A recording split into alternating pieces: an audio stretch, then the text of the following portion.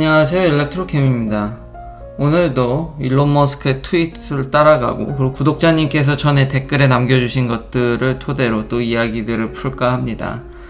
스타링크에 대해서 얘기했을 때 제가 레이저 커뮤니케이션을 얘기했는데 그게 좀 저도 막 이렇게 그냥 자료를 찾고 이런저런, 이건 개인 채널이다 보니까 두서없이 이야기하다 보니까 좀 정리가 안 됐어서, 그리고 최근에 MIT 테크놀로지, 아주 유명한 공대죠. 여기서 이제 이런 리뷰나 뉴스나 이런 기술적인 것들을 많이 소개해 주는데, 여기서 스타링크에 대해서 또 이야기를 해서 또 정리를 할까 합니다. 그리고 그 외에 일론 머스크의 트윗도 보면서 테슬라의 솔라루프, 솔라 패널이나 배터리나, 그리고 또 신기한 테슬라의 오디오에 대해서도 일론 머스크가 트위터로도 남겨놔서 그런 이야기를 할까 합니다. 일단 MIT 테크놀로지 리뷰를 보면은 제가 지금까지 했던 이야기와 거의 똑같습니다. 그러니까 이게 생각보다 파급 효과가 엄청 크다. 다시 한번 얘기하지만 무려 미국의 1억 5,700만 명은 사실상 브로드밴드를 원활히 쓰지 못하는 그런 환경에 있기 때문에 스타링크가 미칠 파급 효과는 엄청 크지만 가격이 문제다. 가격이 더 다운돼야지 된다라는 거죠. 그래서 일단 여기서 이제 MIT 리뷰에 대해서는 그걸 뭐 부정적으로 보지도 않고 긍정적으로도 보지 않습니다. 그냥 중간 정도로. 그러니까 엄청난 포텐셜은 가졌지만 역시 그 돈이 문제인 거죠. 그러니까 아직은 파이버 네트워크 대비 가격이 좀 비싸고, 뭐 물론 어차피 서비스 안 되는 지역이 주로 타겟이시긴 하지만, 그리고 업프런트로도 그러니까 초기에 내야 되는 비용도 세서 좀 그런 것들이 걸림돌이고, 뭐 날씨라든지 그러니까 여러 가지 그런 허들을 줄이면은 뭐 당연히 1억 5,700만 명을 사로잡을 수 있기 때문에 아마 미국의 지금 통신사들이 아마 1억 명 좀 넘는 정도면은 아마 버라이즌이 1억 5천? 1억 4천? 근데 이제 그분들이 다 원활히 통신이 되는 건 아니거든요. 제가 이런 옛날에 통신맵을 보여드렸는데 지금도 다시 보여드리면 지금 5G는 아주 드문드문 보시면 아주 진한, 이거 거의 퍼플이라고 해야 되나요? 진한 색깔들이 5G고 그나마 제대로 된, 그리고 나머지가 대부분 4G 아니면 3G입니다. 그리고 이거 하얀 데는 거의 통신이 안 되고 파트너도 거의 통신이 안 된다고 보시면 됩니다. 이거 T-모바일인데 제가 개인용 폰은 T-모바일을 쓰고 저도 이제 다른 폰은 또 버라이즌 네트워크도 갖고 있어가지고 버라이즌이 좀 더 낫지만 이렇게 멀리서 보면 막 웬만큼 다 되고 4G는 다 LTE는 다 되는 것 같지만 상세히 보면 여전히 안 되는 데가 많고, 이게 커버가 된다 그래서 지금 그러니까 그 시그널 세기가 다 좋은 거 아닙니다. 상세히 들여다보면 안 되는 데가 너무 많습니다. 버라이즌이 참고로 미국에서 넘버원인데도 안 되는 데가 많고요. 물론 대도시는 다 잘 됩니다. 맨하탄 주변은 당연히 잘 됩니다. 이거 제가 보여드리는 건 약간 업스테이트 뉴욕인데, 그러니까 촌으로만 오면 안 되는 게 많고, 많이 인구가 도시 집중화 되어 있지만 미국은 다른 아시아 국가 대비 그렇게 높진 않습니다. 그러니까 여전히 많이 집중화가 되고 있지만, 요즘 많은 젊은 사람들이 맨하탄으로 몰리고 있지만 아닌 사람들도 아직 인구가 꽤 되고, 그렇기 때문에 여전히 이런 DC 네트워크, 그러니까 이런 셀룰라이트 인터넷을 기다리는 사람들이 많다라는 거죠. 지금까지 제가 했던 이야기를 MIT 리뷰가 좀 더 확실히 잘 이렇게 정리해줬다라고 할 수 있겠습니다. 그러니까 가격만 앞으로, 그리고 새로 나올 디자인들, 그런 것들이 잘만 되면은 이건 무시무시하다. 이건 좀, 그래서 이름 있는 데서도 저와 비슷한 의견을 피력해서 가져오게 됐고요. 그리고 또 그때 두서없이 얘기했던 게 레이저 커뮤니케이션입니다. 그러니까 스타링크가 레이저를 이제 업그레이드를 했죠. 그러니까 위성간 하는 걸 레이저로 한다고 했는데, 이미 광고는 처음에 얘기는 그렇게 됐는데 그게 초반부터 그게 원활히 되지 않았더라고요. 근데 이제 최근 뉴스로 그런 위성들을 더 많이 쏘고 있다. 그러니까 위성간, 우주에서는 이제 위성끼리 아주 빠른 속도로 레이저로 커뮤니케이션, 기존의 RF가 아니라 레이저로 더 빨리 하면서 데이터 트랜스퍼가 빨라지면서 이제는 파이버를 위협하는 수준까지 왔는데, 그럼 지구랑 위성이랑은 어떠냐, 이런 것도 명확히 해야겠죠. 그거는 아직 레이저가 아닌데 레이저로 하는 게 궁극적인 꼴입니다. 그러니까 그렇게 되겠죠. 그러니까 나사가 개발한 이 테크놀로지는, 제가 나사로부터 이게 시작됐다고 얘기를 했죠. 이거는 애시당초 지구랑 위성이랑 레이저로 커뮤니케이션 하는 겁니다. 근데 아직 스타링크는 이제 확장하는 국면이지 다 원활히 아직 완성된 시스템이 아닙니다. 간략히 정리하면. 근데 이제 되어가고 있다라는 거죠. 그래서 베타 서비스죠. 그럼에도 불구하고 성능은 좀 위력적으로 나오고 있으니까 사람들이 관심을 많이 갖는 거고, 저도 신청을 해서 기다리고 있는 편이죠. 요런 부분들이 확실하지 않아서 계속 이렇게 업데이트를 하는 거고요. 그리고 구독자님께서 얘기했던 날씨, 모든 위성 이런 인터넷이나 뭐 네트워크, TV라든지, 그러니까 위성 안테나를 통해서 이제 송수신하는 것들은 날씨에 영향을 받습니다.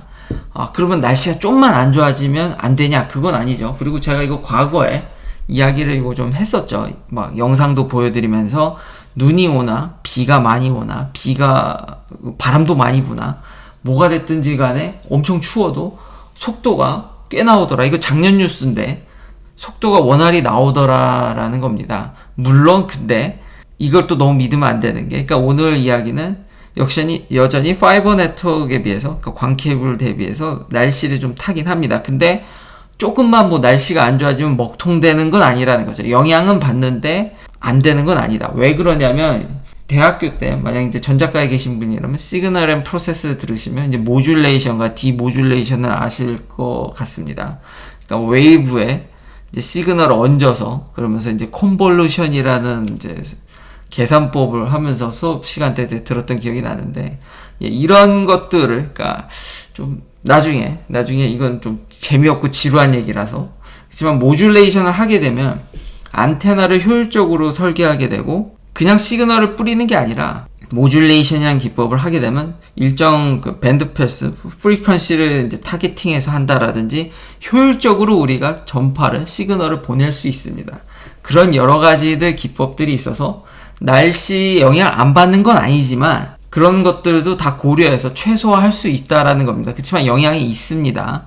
그래서 스타링크가 막 눈이 쌓이면은 이게 안테나죠. 안테나에서 지상에 있는 그런 DC가 눈이 쌓인다든지 이러면 녹이는 것도 막 이렇게 테스트하고 이런 것들도 제가 알려드리고 했는데, 아직은 베타니까요. 이게 업그레이드 될 건데, 시그널을 보내는 거에 있어서도 날씨를 다 고려하고 있다. 이런 기법들이 있고, 결국 궁극적으로는 모두 다 레이저로 연결하는 거다. 근데 아직 아니다.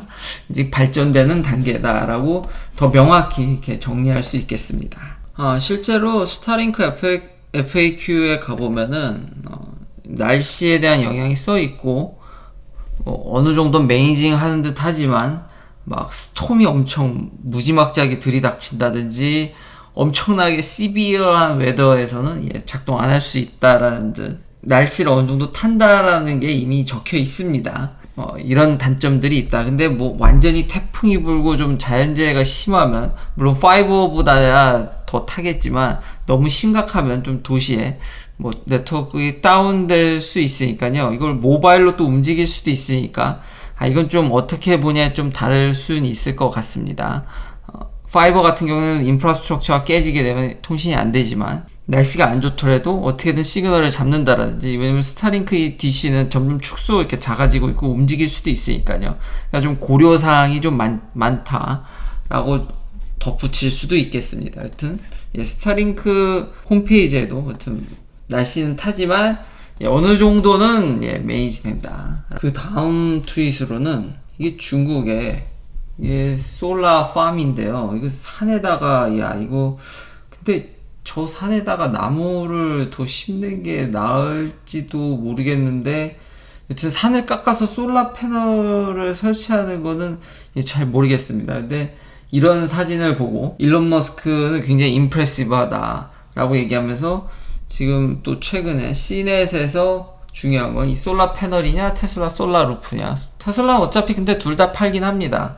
이 솔라 루프에 대해서 비교하는 기사가 최근에 또 나와서, 이게 제가 요즘 이게 업스테이트 뉴욕이라든지 좀 아까 그런 스타링크 때문에 좀 룰러 에리아를 좀 보니까, 특히 업스테이트 뉴욕 같은 경우는 나야가라든지 이미 수력 발전으로 일종의 친환경이죠. 근데 이제 워낙 가격이 싸다 보니까, 그리고 이제 북쪽이다 보니까 솔라 패널이 이렇게 여긴 또 인기가 있지는 않은 것 같습니다. 이런 변수들이 있고요. 참, 거기다가 이 솔라루프에 아까 말한 스타링크랑 똑같은 거죠. 아직 업프런트로 돈을 많이 내야 된다라는 점. 그리고 그런 소프트 커스, 전에 이건 얘기했었죠. 그래서 돈이 문제다. 역시 값을 싸게 만들어야 되는데, 테슬라가 잘하는 그런 토탈 패키지? 지금은 제 생각엔 뭐 하나 잘 만들어가지고는 이걸 벗어나기가 어렵기 때문에 테슬라의 그런 구조 배터리 같이, 그러니까 배터리 팩단에서 셀을 생각한다라든지, 좀 뭔가 이제 획기적으로 나와야 되지 않을까. 좀 가격적인 리서치나 이런 게 나오는데, 물론 캘리포니아나 전기값이 비싸다라든지 대도시에는, 그러니까 전기가 비싼 지역은 좀 괜찮은데, 이게, 그러니까 폭발성을 지니려면은 확 다 퍼져야 되는데, 이게 룰러 에리어의 수력이라든지, 아직, 미국에 그런 분들에 사시는 분들이 전기값이 굉장히 싸더라고요, 또. 만만치 않게. 여러 가지 이런, 그러니까 단가는 싼데, 이 솔라 패널이 그때 얘기했던 그런 전력망의 어떤 관리적인 문제들, 이것도 좀 복잡하게 얽혀있기 때문에, 조금 힘든 것 같습니다. 아무쪼록 그래도 계속 포기하지 않고 하고 있기 때문에 테슬라라면 뭔가 답을 내놓지 않을까. 근데 요 사업은 조금 어려운 것 같습니다. 트윗 때문에 가져오게 됐고요. 그 다음은 아까 그런 시그널 프로세싱이라고 했죠. 이 회사는 참 뭔가 전기적 시그널을 잘 다루는 거는 뭐 그냥 다 잘한다고 봐야 되나요? 이런 건 또 몰랐는데요. 핵심이죠. 테슬라 오디오가 상당한 수준이라는 겁니다. 왜냐하면 이 오디오 코덱이 인하우스랍니다. 이젠 별개다 인하우스인데요.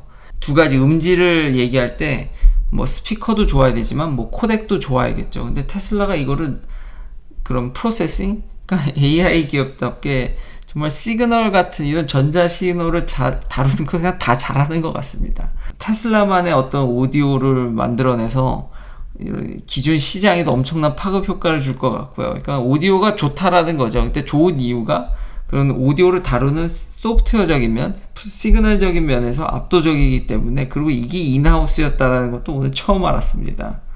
하드웨어만 받쳐주면은 상당할 것 같다. 그래서 플레드에는 좀 그래도 하드웨어가 좋으니까, 이게 무적의 거의, 그러니까 이러면은 이제 확실히 모델 S 플레드의 오디오 시스템은 럭셔리 브랜드 저리 가랄 정도로 좋지 않을까. 왜냐면 추후 이게 OTA로 계속 소프트웨어 업데이트도 가능하기 때문에 소비자의 취향도 반영할 수 있고 오디오를 좀 잘 컨트롤할 수 있는 거죠. 굳이 오디오를 그렇게 사설 오디오에 가서 자기 입맛대로 업그레이드라 뭐 이런 거 할 필요 없이 좀 더 이런 스페이스 플렉시빌리티를 더 주는 거죠. 참 대단하다는 생각이 듭니다. 그리고 이것에 대해서 일론 머스크가 테슬라 오디오 엔지니어링은 정말 그레이트하다고 이미 얘기를 했기 때문에 이런 면은 다른 어떤 자동차 회사에서 느낄 수 없는 부분이기 때문에 이래서 테슬라를 어찌 보면 럭셔리라고도 볼 수 있지 않을까. 오디오가 하나의 그런 잣대 중 하나지 않습니까? 근데 이런 부분들은 참 신기하게 와닿습니다. 참 별걸 다 잘하는, 추후에 어떤 이런 재미난 업데이트가 나올지 저도 정말 흥미진진하고, 그러니까 사실상 이런 트렌드를 봤을 때 데이터나 어떤 시그널을 다루는 거에 있어서는 정말 압도적으로 잘하는 것 같습니다. 이건 자동차랑 접목돼서 어떤 일론 머스크가 얘기했듯이 리얼 월드 AI라는 자기들이 리딩한다 그러는데 리얼 월드 시그널 프로세싱은 진짜 대박인 것 같습니다. 자, 마지막으로는 계속 강조해도 늦지 않는, 그리고 배터리 얘기도 좀 있는데요. 지금 일론 머스크가 트윗으로 이런 다이슨의 어떤 전기차 도전에 그랬다가 이제 접었죠. 그러면서 대량 생산이 얼마나 어려운지, 프로덕션이 얼마나 어려운지에 대해서 다시 한번 지겹도록 이야기는 일론 머스크는 거의 앵무새처럼 계속 얘기하기 때문에 저 역시도 이걸 또 얘기할 수밖에 없는데, 하나 덧붙이면은 카메이커들이 요즘 이것도 익히 어느 정도는 알려져 있는데 그걸 다시 한번 일론 머스크가 이 트윗에 확인해 주더라고요. 그러니까 차를 팔아서 돈을 버는 게 아니라, 그러니까 서비스죠. replacement parts, 그러니까 수리 이런 걸로 거의 70에서 80%? 그러니까 워런티가 지나고 났을 때 그런 돈을 뽑아내는 걸로 기존 자동차 회사들이 돈을 벌기 때문에, 그 다음 트윗은 더 이제 추가한 내용에서는 이래서 신생 자동차 회사들이 어렵다 이런 얘기를 했습니다. 근데 일론 머스크가 기존의 이런 자동차 회사들의 마진이 매우 박하다라는 거를 다시 한번 증명해 줬죠. 그리고 신생 회사들은 그게 안 돼서 어렵다 그러는데, 반면에 테슬라는 어쨌든 전기차를 팔아서 마진이 많이 남죠. 그리고 소프트웨어로도 그런 자율주행적인 측면, 주행 보조라든지 저런 오디오 업데이트, 소프트웨어적인, 저것도 나중에 돈 받을까요?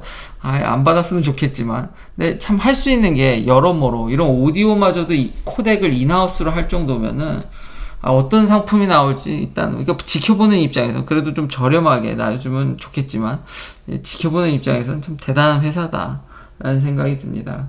그리고 배터리 때 LG의 그런 파우치 셀을 얘기할 때 제가 이런 runaway 그런 열 문제에 대해서 많이 제가 강조를 했었죠. 근데 요 트윗을 제가 좀 빼먹었더라고요. 사실 그래서 지금 의심스러운 게, 지금 수율이 사실 70% 80%면은 4680을 그냥 생산해도 사실은 별 무리가 없어 보이거든요. 그게 사실이라면. 그런데 지금 출시를 하지 않고 있는 이유는 양산이 문제가 아니라, 결국은 실린더리컬로 해도, 그리고 템리스로 해도 결국 사이즈를 키우게 되면은 그런 열 관리 문제가 심각해져서, 테슬라도 거기에 같은 문제가 있는 게 아닌가. 그러니까 어떤 배터리든지 간에 결국 사이즈를 키우게 되면은 이런 문제에 맞닥뜨리는 게 아닌지. 물론 파우치, 일론 머스크 말대로라면 파우치 대비 실린더리컬이 더 낫긴 하지만, 결국 4680으로 가게 되면 그 안에 열이 이제 쌓이게 되면서 폭발의 위험이 좀 역시 여기서도 좀 있어서, 지금 테슬라가 좀 주저주저 하는 게 아닌가라는 추측되는 일론 머스크의 트윗이 있습니다. 사이즈만 키우는 게 역시 어렵습니다. 같은 케미스트리임에도 불구하고 다 똑같은데 사이즈만 키워도 그런 부분들이 어렵지 않나. 그러니까 양산이나 수율 문제보다도 화재가 나지 않을까라는 생각에 지금 테슬라가 좀 지연시키는 게 아닌가 또 생각이 들어서 이것도 업데이트하게 되었습니다. 긴 영상 시청해 주셔서 감사합니다. 내일도 테슬라 관련 이야기들로 찾아뵙겠습니다.